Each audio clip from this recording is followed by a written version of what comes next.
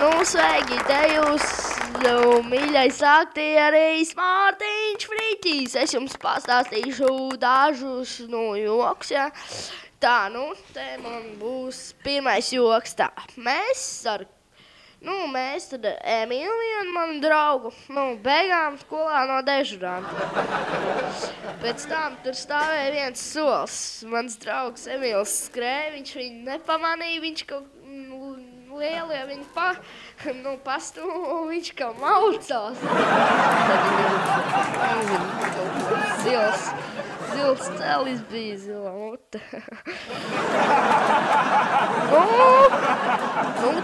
Tās bija pirmais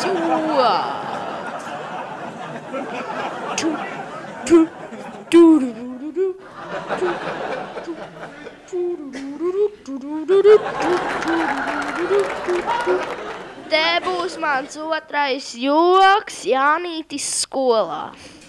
Jānītis skolā aiziet uz pirmo matemātikas stundu, un viņam nokrīt pildspalva. Skolotāji, vai var paņemt pildspalvu? Skolotāji saka, jā, var, tikai neskaties apakšā. Jānīts paliecās, paņēma savu zīmolu un pasījās apakšā. Skolotājai balti stringi. Tālāk iet latviešu valodas stunda.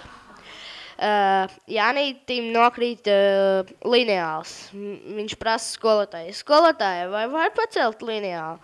Skolotāja saka, jā, tikai neskaties apakšā. Un Jānītis paņēma lineālu un pastījās apakšā. Pļūtene. Tā tad Jānītis aiziet uz vizuālo stundu, un viņam tur nokrīt zīmols. Un viņš prasa skolotāji, vai var pacelt? Skolotāji saka, jā, var, tikai neskaties apakšā. Jānītis pacēla zīmolu un pastās apakšā. Skolotāji, jums vispār nav apakšbikses.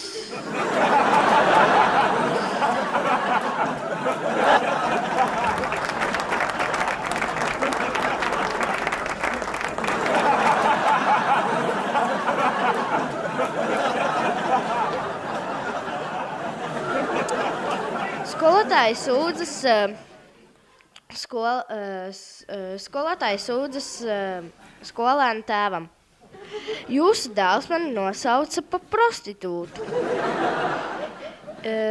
Vai es tevi mācu? Māci, jā. Tad kāda tev starpība, ko es daru brīvajā laikā?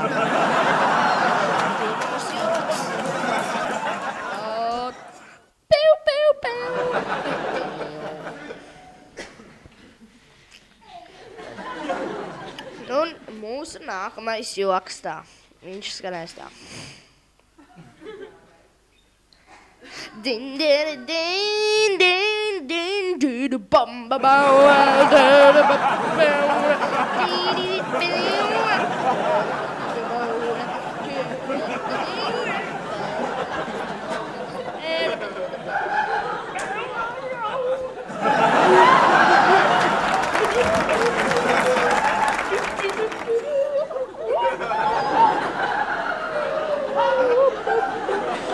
Jānītis atnāk mājā un saka tētim, tēti, mēs mērījāmies ar krāniņiem un man bija vislielākais. Tēvs saka, bet kā tev nav kauna? Tu jau esi skolotājs.